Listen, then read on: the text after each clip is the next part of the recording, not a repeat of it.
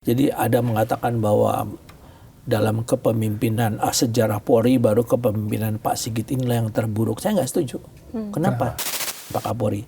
Nah, kita sudah membentuk tim akselerasi transformasi reformasi Polri itu sejak tanggal 28 Agustus. Okay. Jauh sebelum GNB ketemu Pak Prabowo. Jadi nanti beberapa jabatan gitu ya, kayak misalnya di KPK. Nah, itu berarti harus pensiun. Pensiun atau mengundurkan diri. Pengadilan pertama adalah tempuhlah pra-peradilan. Sehingga status tersangka itu jelas. Benar nggak polisi itu mengkriminalisasi atau tidak. Itu anaknya jenderal, anaknya menteri, anaknya apa masuk tanpa melalui persyaratan-persyaratan. Sekarang nggak ada lagi. Sebelumnya ada Pak berarti ya? Sebelumnya banyak-banyak.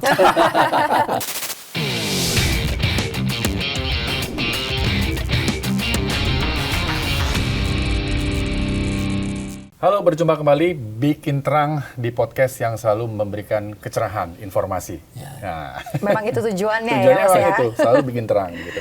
Nah, kali ini sudah hadir bersama kami di sini ada mantan Kabar Eskrim Polri Pak Ito Sumadi. Terima kasih Pak sudah hadir di sini. Makasih Pak Rizky, makasih Pak Yasmi. Iya, sama-sama. Pertama-tama, saya mau nanya dulu ya Pak. Setelah menjadi Kabar Eskrim, kemudian sempat menjadi duta besar Pak ya di Myanmar. Kemudian sekarang kesibukannya apa Pak?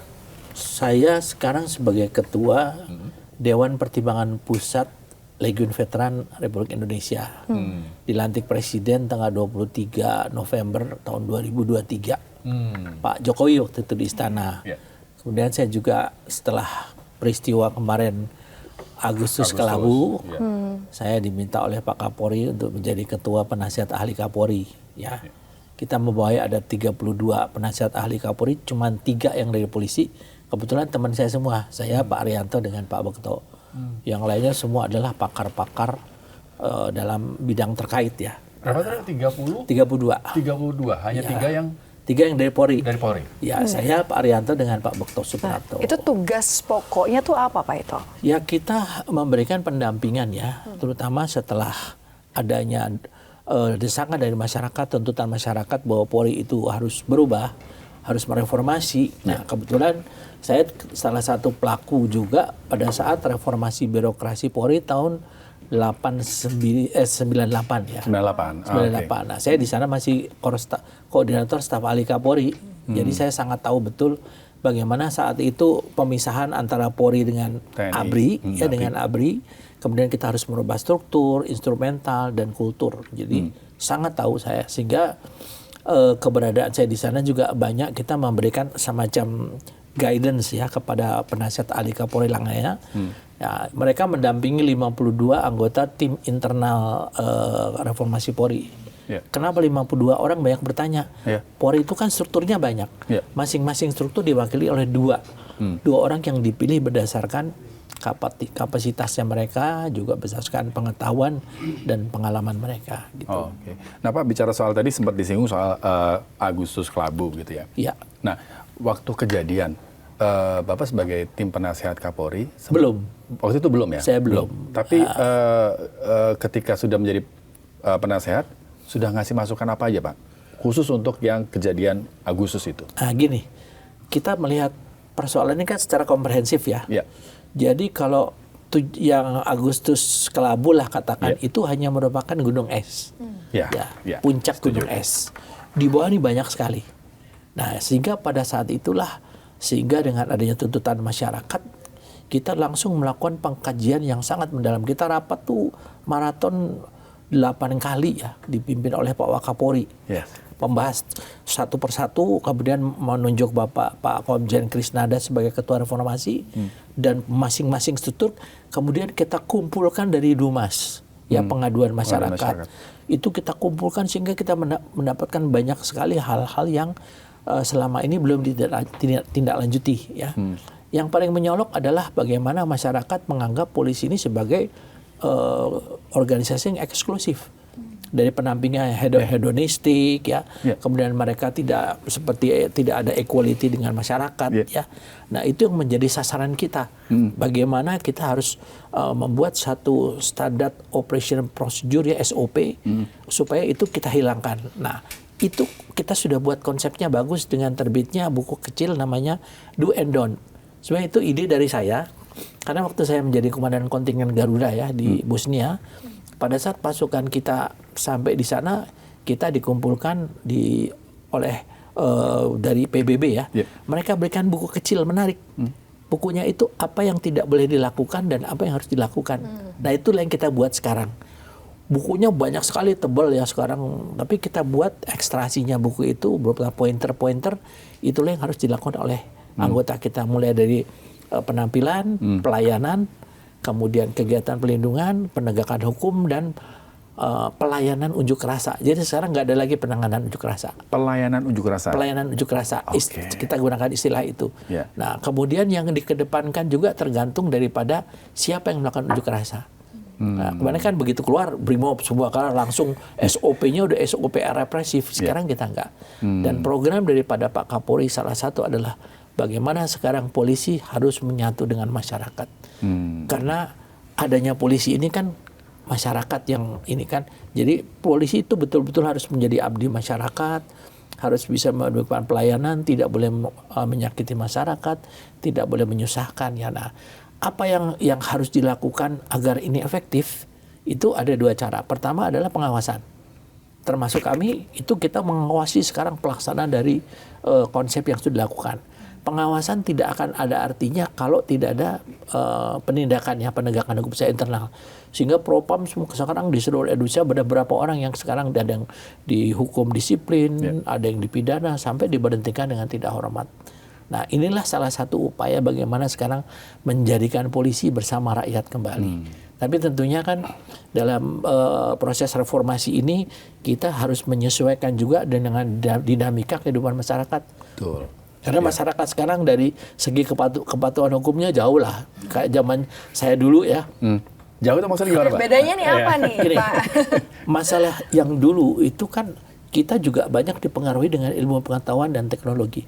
Dulu kan kita betul-betul namanya nggak seperti sekarang tuh, sejak ada perkembangan ilpentek kan seperti borderless ya. Ada namanya TikTok, Instagram, Medsos ya Pak ya. Medsos itu kan sangat mempengaruhi penetrasinya kepada perilaku dalam masyarakat itu. Kalau dulu orang patuh sama ibunya, bapaknya kan. Nah, sekarang kan agak susah, belum ngomong apa aja. Anak saya, cucu saya setiap bicara masih dia berargumentasi. Ya, bahkan kadang-kadang kita sampai bingung gitu ya. Karena lebih tahu dia daripada kita.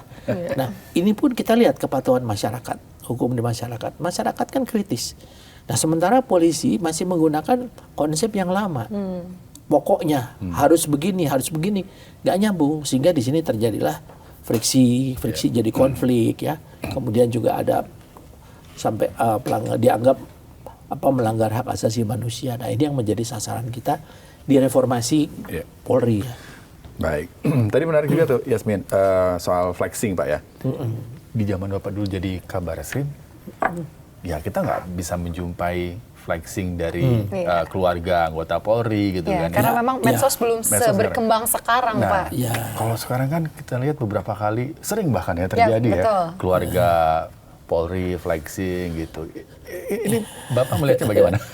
Saya kalau melihat ya kita nggak bisa menyamakan sih ya. Jadi ada mengatakan bahwa dalam kepemimpinan sejarah Polri baru kepemimpinan Pak Sigit inilah yang terburuk. Saya nggak setuju. Kenapa? Situasi kondisi masyarakatnya berbeda, ya kan? Kemudian dulu belum ada tuh namanya medsos, dulu belum ada. Kemudian sistem politiknya juga berbeda. Ini harus dilihat di situ.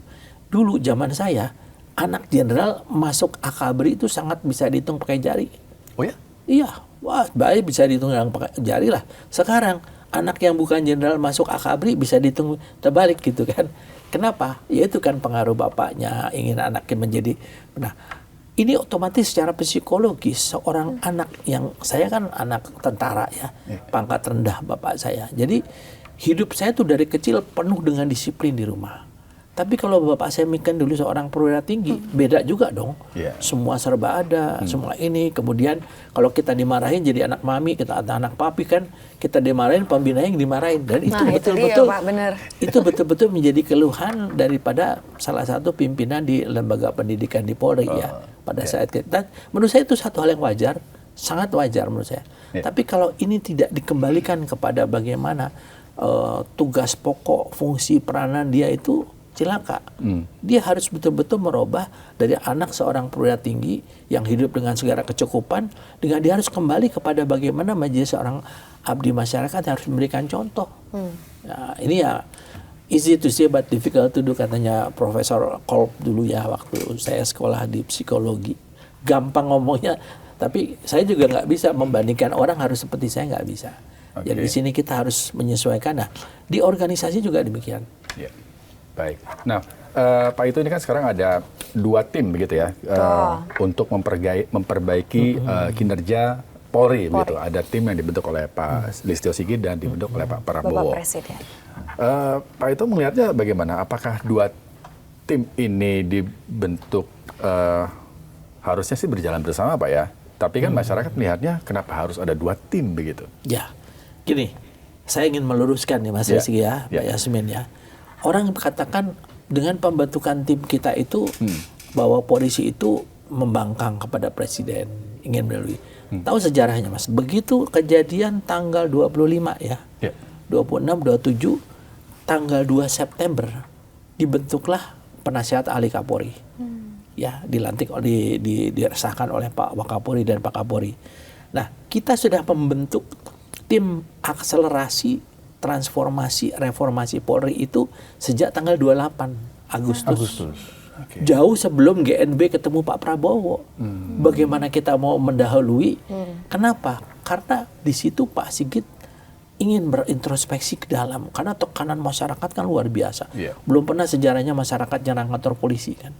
Itu menjadi sesuatu introspeksi yang luar biasa bagi Pak Sigit. Kenapa ini bisa terjadi? Sehingga dibentuklah ini sampai mengundang 32 penasihat ahli Kapolri kan, membentuk 52 anggota internal. Itu karena Pak Sigit ingin melihat secara komprehensif, memotret kondisi organisasi Polri ini sebagai apa secara penuh. Setelah itu kita buat, tiba-tiba ada GNB kan, ya udah kita di situ jalan terus kita mau membenahi rumah yang menurut orang itu rumahnya banyak yang rusak. Masa kita nunggu orang membenahin? Yang paling tahu siapa? Kan kita. Yang tahu sejarahnya polisi kan kita. Sehingga di sini yang mungkin kami perlu meluruskan.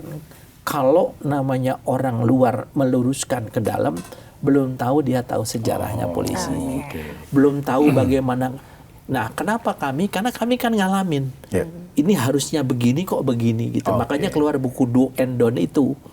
Nah, sekarang dengan adanya tim reformasi di bentukan Pak Presiden, Komite Reformasi kan ada 5 mantan Kapolri. Mantan Kapolri ini nanti akan ngomong apa yang sudah dilakukan oleh polisi dan apa yang kira-kira mendapat masukan dari pihak luar. Sehingga di sini lebih komprehensif. Dan jujur aja menurut saya memang yang paling perlu diperbaiki adalah culture-nya ya. Culture itu pasti ya, itu tadi saya katakan kan ya, bahwa kita harus kembali kepada habitat kita untuk memberikan perlindungan, pengayoman, pelayanan kepada masyarakat, menegakkan hukum dengan hati nurani ya. Karena dulu waktu saya kabar eskrim, saya bilang tegakkanlah hukum dengan hati nurani. Kita punya namanya diskresi. Diskresi itu sama dengan restoratif justice, mirip lah. Nah, itu bisa dilakukan, tapi bukan diskresi ini untuk mencari keuntungan gitu.